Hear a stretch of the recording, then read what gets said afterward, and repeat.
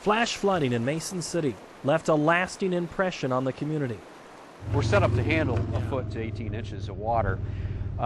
So after that, it receded very quickly, but then it rained again, and lo and behold, it got up this high this time. Steve Derfler shows us where the Willow Creek water came into his nearly 60-year business, Metalcraft, in downtown Mason City.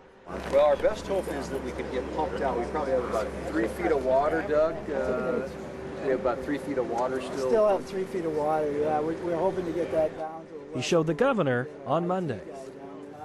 Metalcraft, a maker of barcode ID nameplates, kept operations open on Monday. Some crews were trying to wade through the water to get the business back in business. Trying to hook up our internet. We'll see how it goes.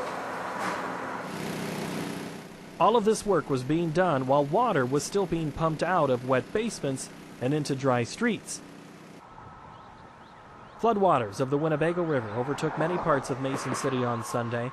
By Monday, the river was still swollen in many places, but there was no water in any taps. The city's water treatment plant was overrun by high water Sunday, leaving the town of 27,000 with no water to bathe or drink with for several days.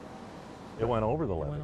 So That's have you what looked happened. at this in the past Yes. at trying to address what's been roadblocks Yes. and not maybe making this high? Well, we've got a levee. We'll be revisiting the issue now, but I mean, this is an historic event, so no, the levee didn't breach. I understand it went over the levee. There's so much water. Mason City Mayor Roger Bang said the phrase many have been uttering a lot lately. This is the highest the Winnebago River has been since we started recording. The levels, I think it's about 3.5 feet higher than previously. So this is a significant event that happened very quickly. Yeah. No drinking water meant no restaurants could operate by order of the health department. Most were closed and dark. The city set up porta potties in various spots in town, including in front of the Northbridge Mall. Bottled water was brought in by the truckload to pass out through town for those who needed it.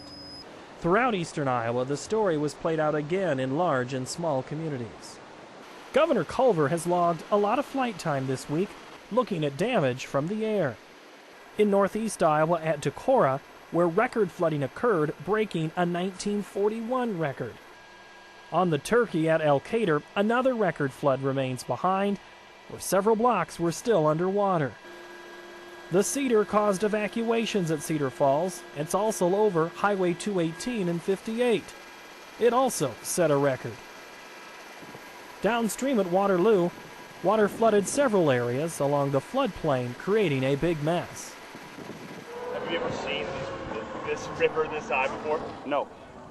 It wasn't even that high in '93. So what do you think when you see water levels that high? I hope that levee holds, or my business is gone. Again, volunteers are put into action to sandbag and help keep the Cedar under control. The fast-moving current helped take out a railroad bridge in downtown Waterloo. Flooding there tops a level set in the 1960s. They're losing the road. The blacktop's peeling off, so we may not get access. In Iowa City, workers and volunteers have been preparing for the water coming their way. Already, Dubuque Street in Iowa City was closed, leaving a main artery to the University of Iowa campus underwater.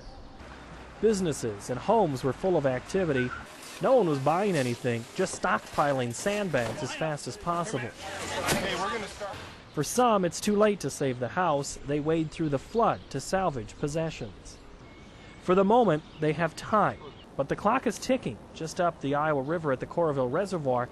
The dam is holding, but the capacity is being challenged by the flow of floodwater from upstream. Onlookers have flocked to the dam and emergency spillway, while the U.S. Army Corps of Engineers prepare to see water fill the spillway. Soon the dozens of onlookers will be replaced by water.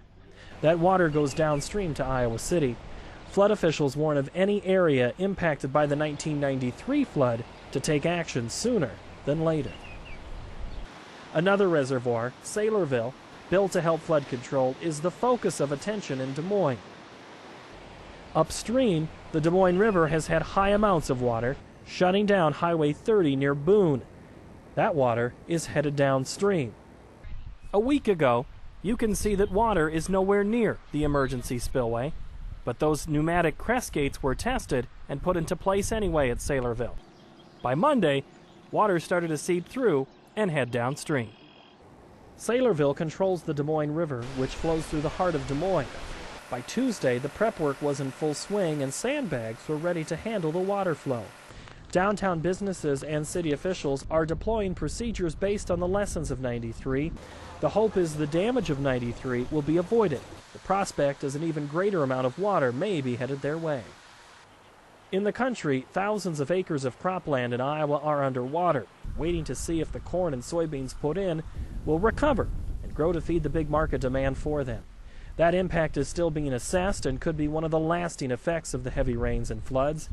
In many cases, farmers have been unable to plant this year because of the wet and cool spring. Adding insult to injury, corn prices have hit historic highs.